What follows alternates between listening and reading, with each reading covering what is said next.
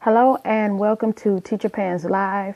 Today is March 11th, 2017. I am your host, Erica M. Dean, and I am glad to come to you via video. This is my probably third or fourth attempt at doing this, so I'm going to give it another try because I've seen so many others do it, and I just wanted to see what the big deal was. So here I am with my 100th video attempt, and hopefully this one can make the cut and I can upload it and share it, if you will. So what I was going to do at first, I had this thing in the background.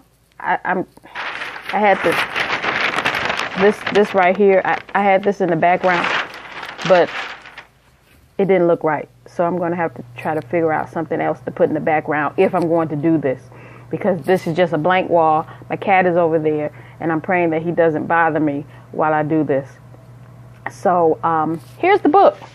This is my book, Teacher Pants, and I hope that this flips so you can see it the right way. But this is my book. That's me. That's how I looked a couple of years ago, if you will. But now I have more gray and all of that. But I'm very proud of this book. If this is a real book, you can get it on Amazon if you want. If not, it's okay. Don't worry about it. It's not that serious. But I wrote this book because I needed to get my thoughts out about being a teacher, and there was some things going on at that time in my career, and I just needed to get it out. I just needed to get it down. So I really thank the good folks at Blogger for the app, because I would sit down on my breaks and actually write blog posts. Some made the cut and some, just remained in draft status just for me to remember and not to share with everyone. But I really enjoy writing the posts. And what happened, I accumulated a couple of posts. Not a couple, but I accumulated, I think, 12 posts. And I said once I got to 12, I was going to find a way to compile those posts into a book format. And so that's where I kind of linked up with Amazon, CreateSpace, independent publishing platform, and I got my book, Microsoft Word, all of that.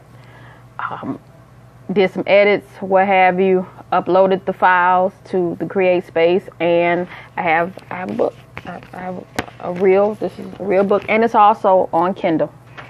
If you like that Kindle format. So anyway, again, I'm not going to stay in the valley all day. I'm going to again make quick work of this topic, and today I just wanted to talk about. I just got to get this out. And I didn't want to write about it. I could have easily written about this, but I said, no, I want to actually see myself talking about this in a video format. So today, I wanted to talk about finding cheese on Twitter. What are you talking about, Erica? Okay, so, and I really thank God for this, but it had to be last night or even a couple of months ago, but I know last night for sure. God put that book into my spirit. Who Moved My Cheese? I believe it's by Dr. Johnson. And it's still relevant. I even watched the video on YouTube.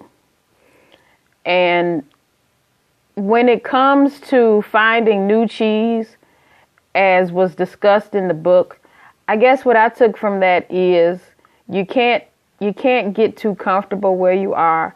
You need to always be on the lookout for new cheese and try to stay abreast on changes. For myself, that means staying abreast of changes in education and just not getting so comfortable to the point that time passes me by, new ideas and new thoughts pass me by, and I'm not learning and growing as a professional. So I remember a couple of years ago, my mindset was on becoming an administrator. I just really wanted to become a assistant principal, if you will. bless me. I really wanted to become an assistant principal. I just got my admin certificate.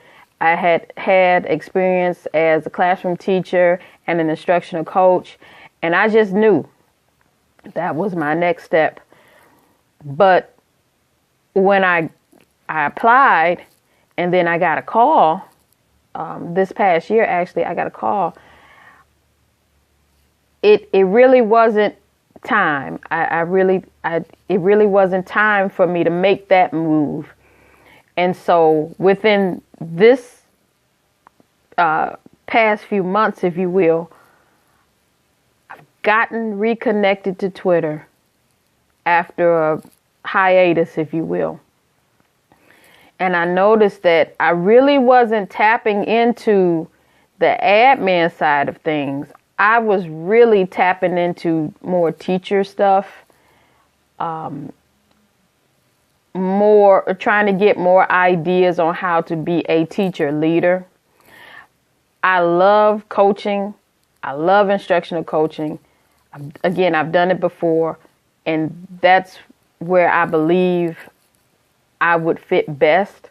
I could probably be an excellent assistant principal. I'd maybe further on down the line, but again, I would really like to see myself coaching.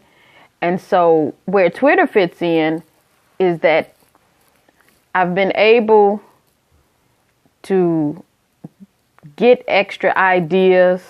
Some I can apply right now. Some I'm just internalizing and holding on to for the future.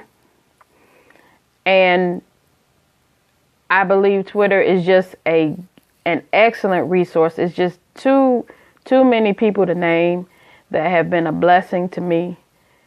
And it doesn't even matter your race or your background. The thing about connecting to the Twitter community in education is if you're coming with relevant ideas and you're coming in a positive way, you'll be welcomed and people will accept you. And I've just gotten so many good vibes. And again, it's a blessing. And it's new cheese for me. And I wish more educators that I know would link up with the education community on Twitter, not the negative Twitter community. I mean, I could actually spend a lot of time, if I wanted to, talking about the ills and the problems in urban education. I could even get specific if I just had to, but I realized that I don't have a lot of time for that. I'd rather be spending my time learning and growing and being a positive presence. Now, if you want to talk about the ills, I mean, that's okay. I slip that in when I can, when I feel I have to. I talk about things that maybe bother me, and I just do it in such a way where, well, I'm not going to go there, but again, you're only given so much time, and I'm trying to take advantage of that, trying to take advantage of the cheese that I've found in the Twitter community. And I don't know what's going to happen with all of this information that I'm getting. It's because it's just so much coming at you all the time. There's all types of chats, and if you want to grow as an educator, you can grow, and you will grow if you connect with the right people on Twitter, and it will benefit you. The benefits are just endless. So again, I'm very, very thankful. Sometimes I'm on Twitter for a while, and then I get busy. My mind isn't where I can do the chats as much as I want to, because I'm trying to do the classroom thing and just stay on top of things in the classroom. But right now, during this part of the school year, things are settling down, and I've purposely made room for myself to take part in the Twitter community again. I've never really left. It's just the level of engagement has increased during this part of the school year, because I can somewhat relax and I can be involved more and offer as many insights as possible. So with that, I'm going to close out this video, if you will.